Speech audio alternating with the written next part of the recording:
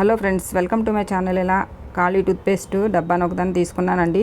దాని మీద ఇలాగా కలర్ పేపర్ని అంటించుకుంటున్నాను. తర్వాత మన దగ్గర బట్టలారేసి క్లిప్స్ ఉంటాయి కదండి, ఆ క్లిప్స్ని ఒక 3 తీసుకుని ఇలాగా మనం అంటించుకున్నటువంటి టూత్పేస్ట్ డబ్బా మీద ఇలాగా సైడ్ బై సైడ్ వచ్చేలాగా 3 కూడా అంటించుకోవాలండి.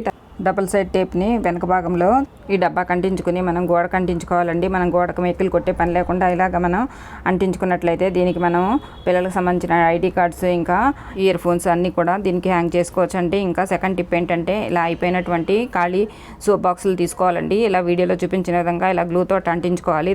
సోప్ బాక్సులు అన్నీ నీట్గా కనపడటానికి ఏదైనా కలర్ పేపర్ చుట్టూ కూడా అంటించుకోవాలి. తర్వాత ఇలా రెడీ అయిన దానికి మనకి బాగా కనపడటానికి వీలుగా ఉండేలాగా ఇలాగా కలర్ టేప్ని చుట్టూ కూడా పై భాగంలో అంటించుకోవాలి. ఇప్పుడు మనకి అందమైనటువంటి బాక్స్ అనేది రెడీ అవుతుందండి. ఇందులో ఇప్పుడు మనము పిల్లలకు సంబంధించినటువంటి పెన్నులు, పెన్సిళ్ళు, ఎరేజర్లు, స్కేల్స్ అలాంటివన్నీ పెట్టుకోవచ్చు అండి. తర్వాత మనం మేకప్ ఐటమ్స్ అన్నీ కూడా పెట్టుకోవచ్చు. మల్టీ ఆర్గనైజర్గా కూడా వాడుకోవచ్చు అండి.